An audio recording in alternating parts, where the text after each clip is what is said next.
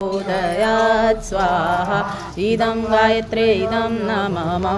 ॐ भूर्भुवः स्वः तत्सवितुर्वरेण्यं भर्गो देवस्य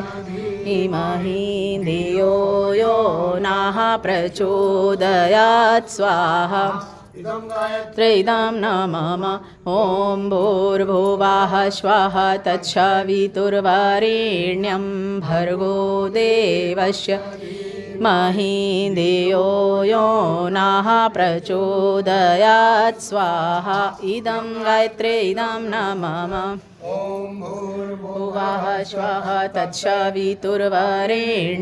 भर्गो देवस्य धीमहि धियो यो नः प्रचोदयात् स्वाहा इदं गायत्रे इदं न मम